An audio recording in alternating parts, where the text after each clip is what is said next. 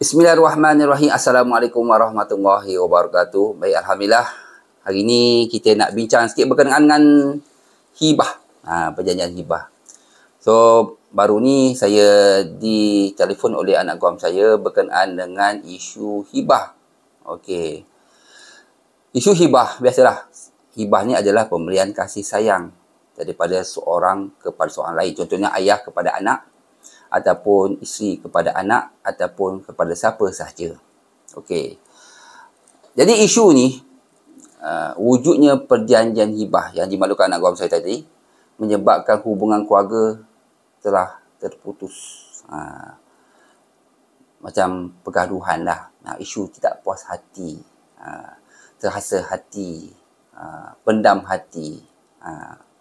Jadi, dalam kes ini, bapa telah menghibahkan kepada kakak.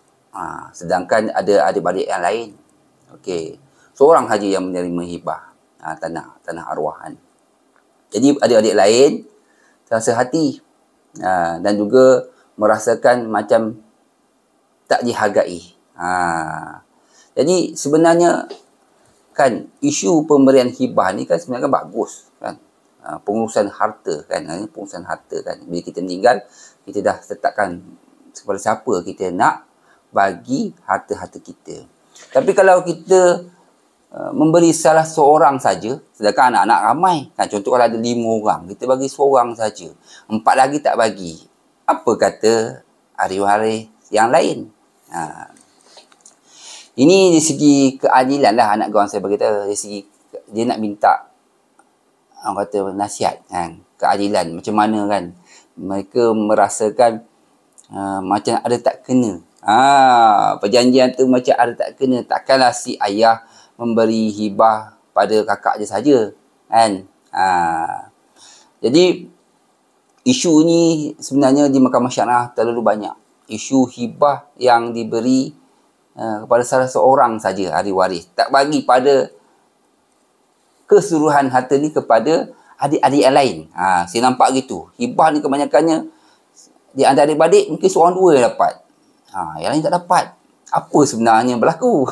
Apa sebenarnya berlaku sehingga perjanjian hibah sebut dibuat begitu sekali? Betul. Ini bukan perkara yang main-main kan. Sebelum ini bersalam-salaman, bermaaf-maafan di hari raya datang, bawa ziarah, bawa anak-anak, berkunjung-kunjungan dengan adik-adik. Kenduri kendara datang macam biasa. Adik-adik, hubungan baik. Tapi bila hibah ni berlaku, kan, setelah apa jadi, kan? Mana kemesraan selama ni sebagai adik-adik? Apa yang manfaatnya jadi begini kan? Bagi saya lah, harta ni sekejap je. Tak boleh buat mati. Tetapi hubungan keluarga habis. Saya rasa habis puas. Saya memfikirkan apa manfaatnya kan? Apa manfaat ni kan?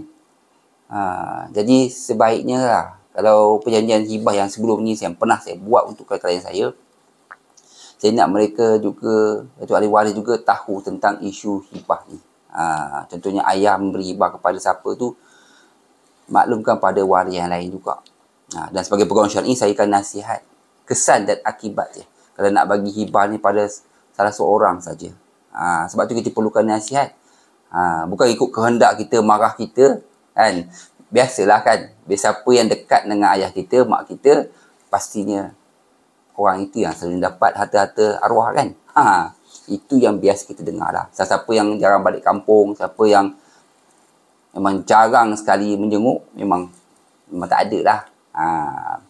Tu masalah dalaman tu, Allah alam, saya tak tahulah. Tapi saya nak cerita sini, perjanjian hibah itu pemberian kasih sayang ni, kalau boleh jangan sampai tahap begini sampai tahap memutuskan silaturahim. Tak baik. Okey. Pastikan perjanjian hibah anda mendapat nasihat daripada pegawai syar'i pada kami dan orang-orang yang pakar. Semoga perjanjian hibah tersebut mendapat manfaat untuk keluarga anda. Dan juga sampai ke mati pahala tu. Okey. Hari bulan puasa, nak buka puasa dah. Okey. Jangan lupa, insya-Allah, Assalamualaikum warahmatullahi wabarakatuh.